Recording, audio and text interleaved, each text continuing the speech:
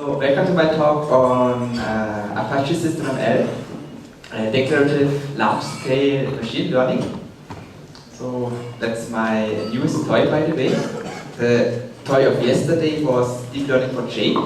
So, who of you who attended the deep learning workshop have seen this one. And I've actually taken this slide from the presentation I gave yesterday. So, I was comparing deep learning for J against TensorFlow, kind of TensorFlow affirmed as an assembler language for machine learning and deep learning for J as a high-level language.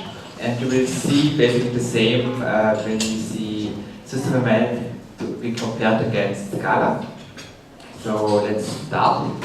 So why do I want to introduce another library for machine learning? There are so many around, R and SystemML, MLLib of Spark. So once you have to customize machine learning algorithms, then you will come to know that it's very, very complicated to tweak around the Scala code in MLLib. So it's more about research and very customized algorithms. Then SystemML is a declarative machine learning library, and it's transparent.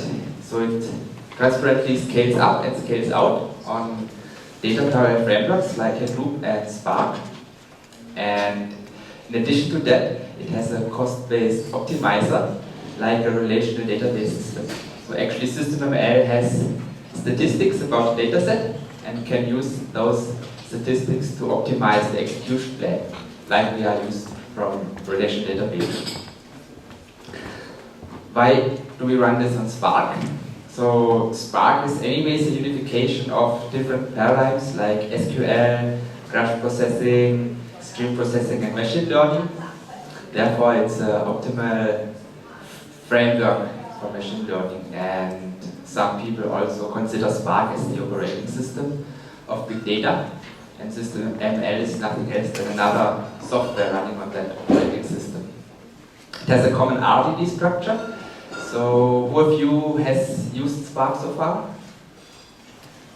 Okay, nearly 50%. So, RDD is central first-class citizen of Spark and basically resembles in a distributed collection.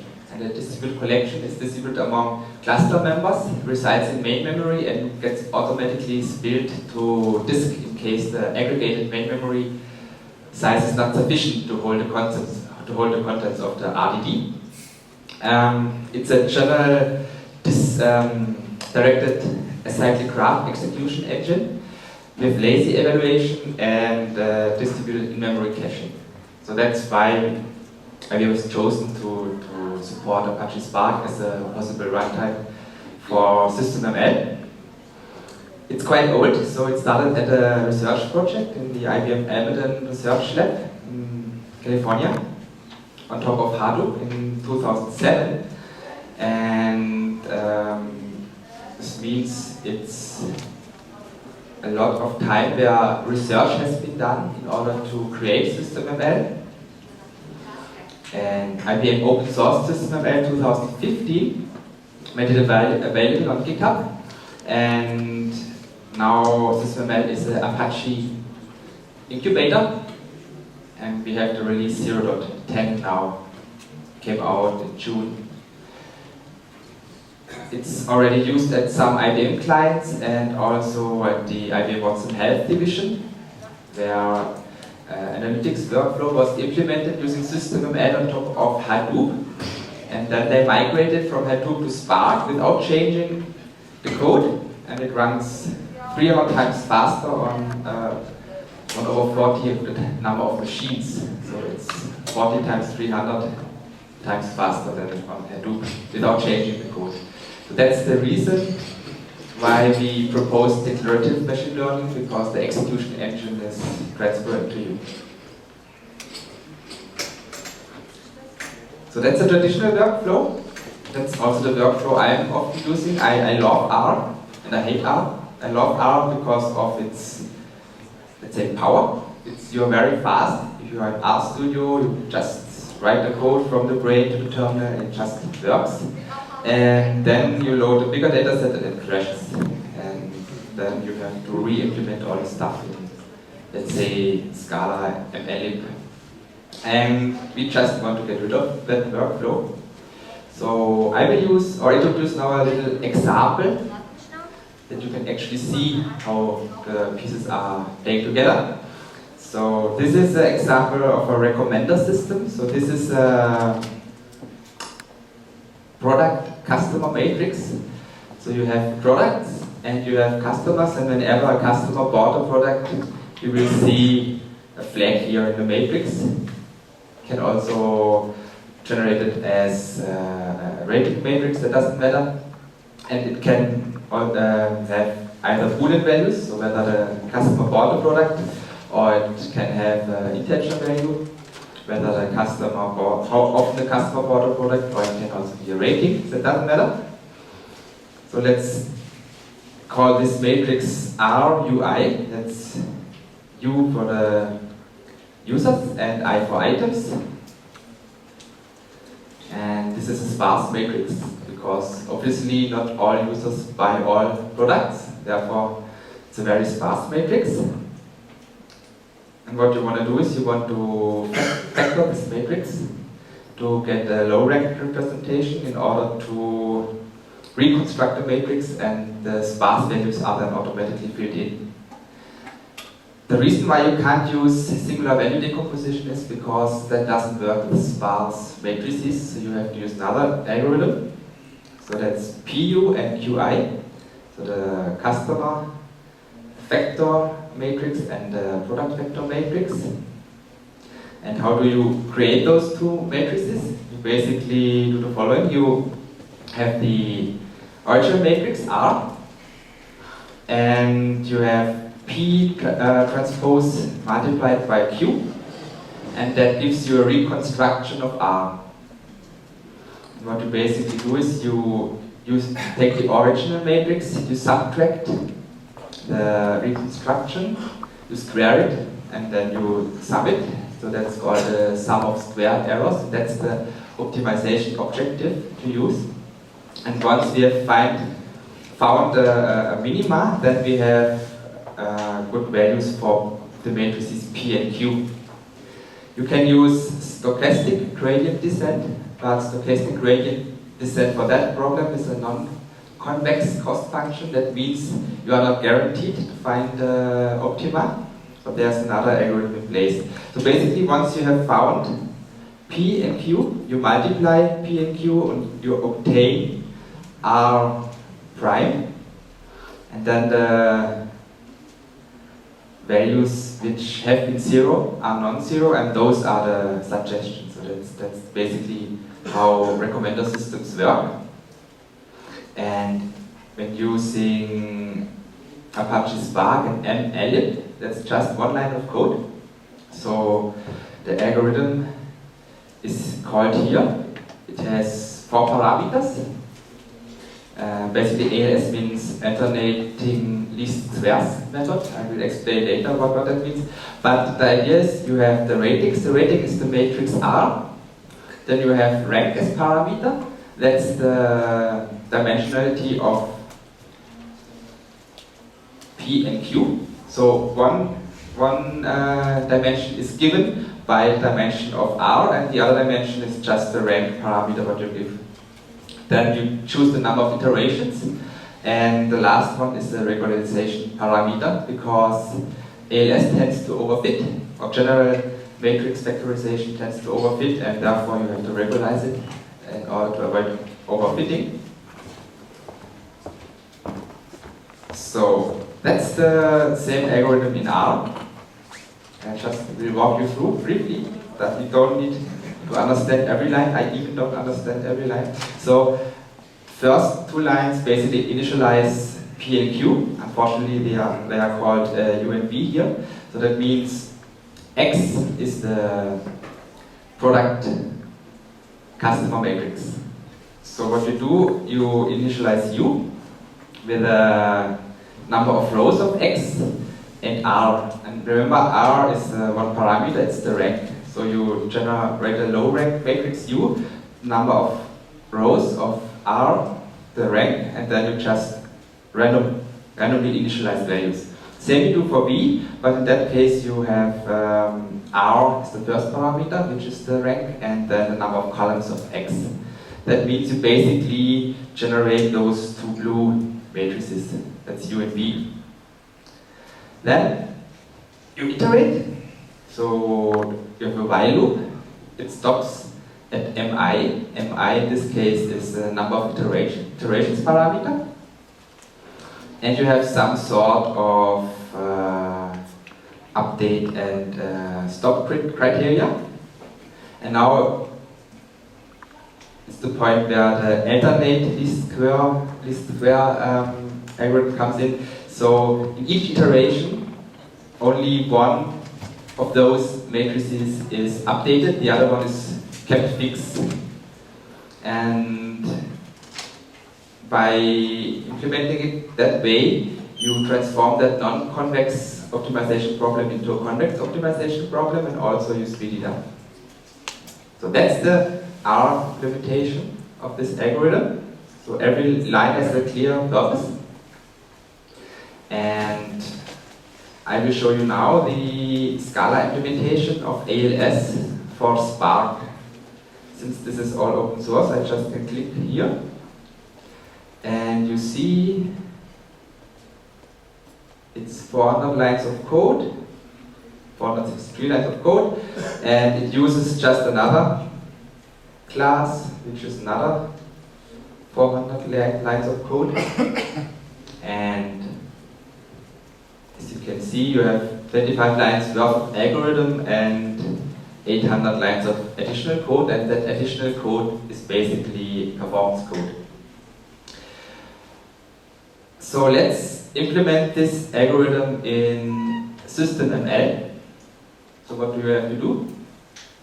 Nothing, because SystemML is a subset of R. So you can just take this whole bunch of code and you can compile and run it at scale. And SystemML takes care of all the performance code. That's cool, no? Yeah, okay, I just wanted to hear it. So here, performance comparison. We have executed the same thing in R, MLLib, and SystemML.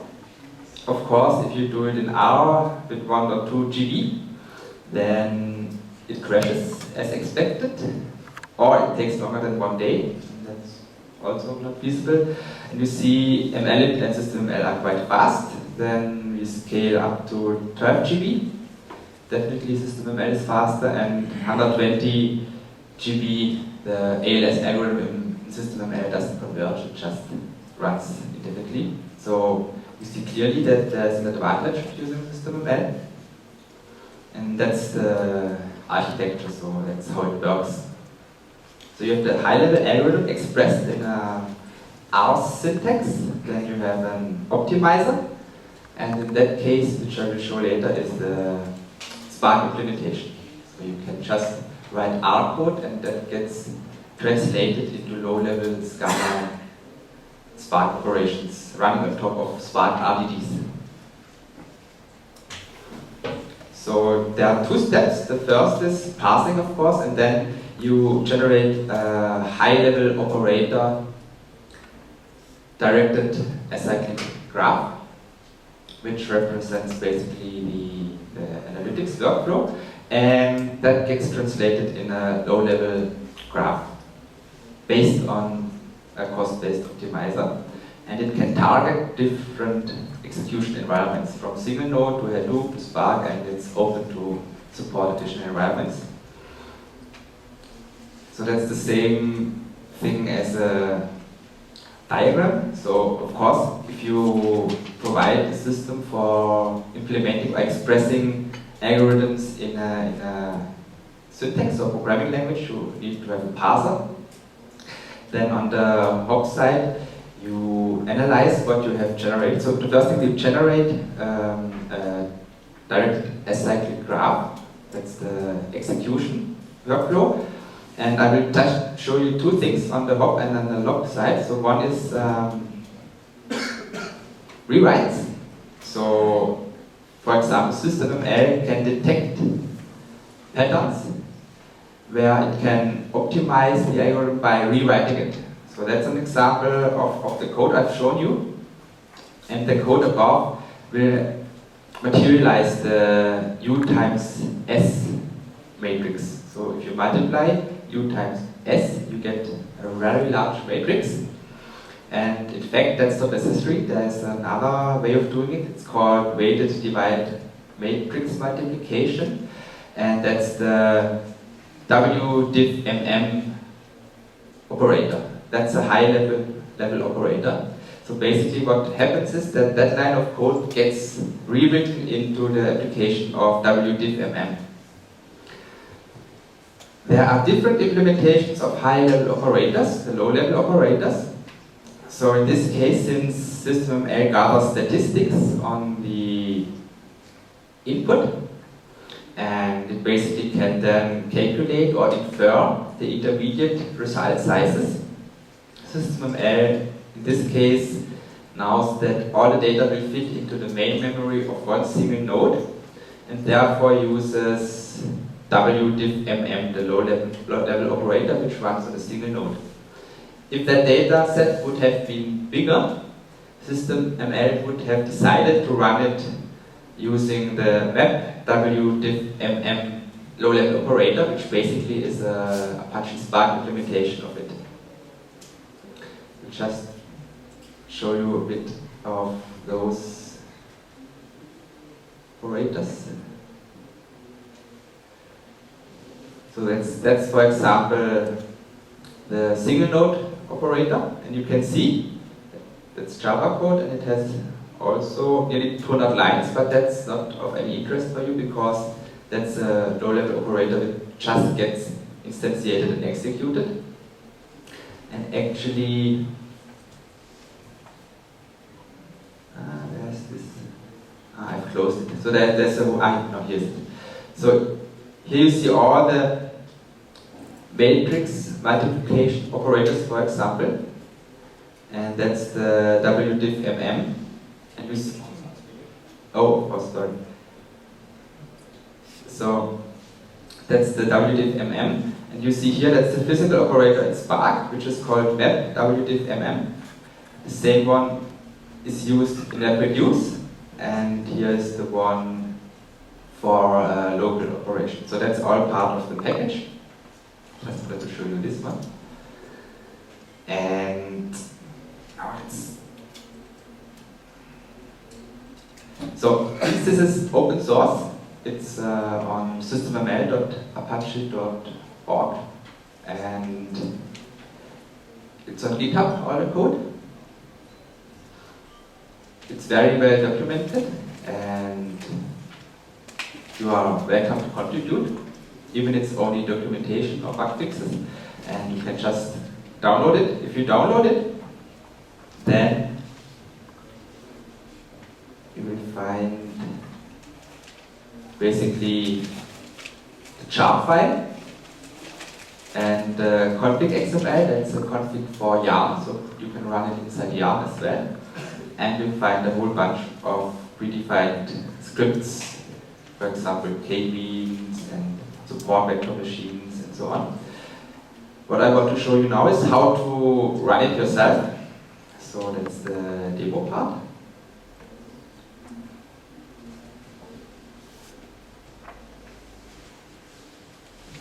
Let's start from scratch. I'm using a new toy IBM has created. It's called a Data Science Experience Workbench, which basically is a Spark cluster as a service, and IPython or Jupyter notebooks. They are supporting Scala and Python and R. So I have now opened a Scala notebook. The only thing what you need to do is, in order to use SystemML, is this line of code, and that adds the SystemML jar to the Spark context. So once you execute that line, then the jar is distributed to all Spark executors and can be used from there. Now I will do a really straightforward and easy example. I will just multiply two matrices. So that's Scala code until here. And then that's something Scala borrowed from Python. With that notation, you can basically just concatenate a string. So that's here the SystemML code, which basically has R syntax, and that's specific to SystemML. That's the way how to get data in, and that's the way how to get data out. And that's the only operation I'm doing. So I multiply x times y. So some glue code. So what I do now is I use the MLLib linear data generator to generate matrix with, yeah, the font size again, sorry. That's actually the maximum. Good question.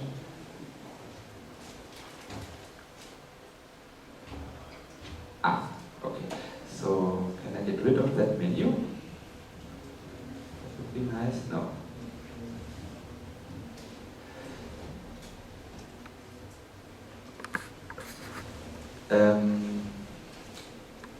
That doesn't work. I don't know why. I cannot do anything anymore.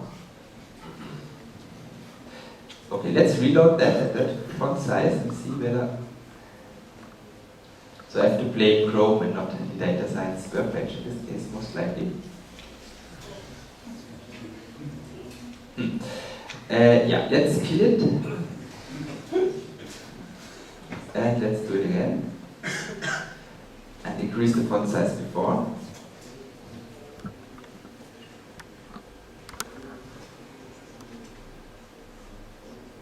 It's already quite big, so let's see. No, sorry, that was not correct. I should have clicked on the existing one. Okay. So let's open this one.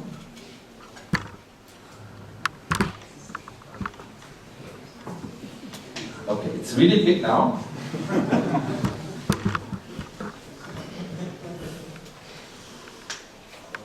No problem, no problem. Oh, wow, cool. Okay, if everything works, I can do it in 5 minutes. Let's see.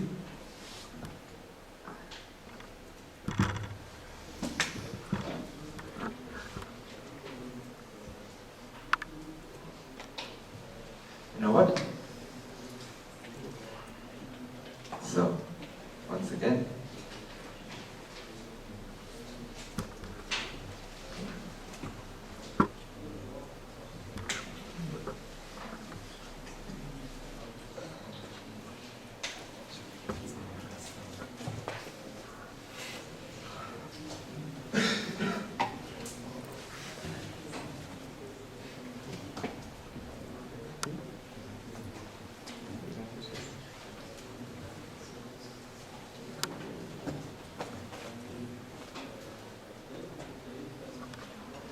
Then I won't show the more complicated example, I just will stick with that.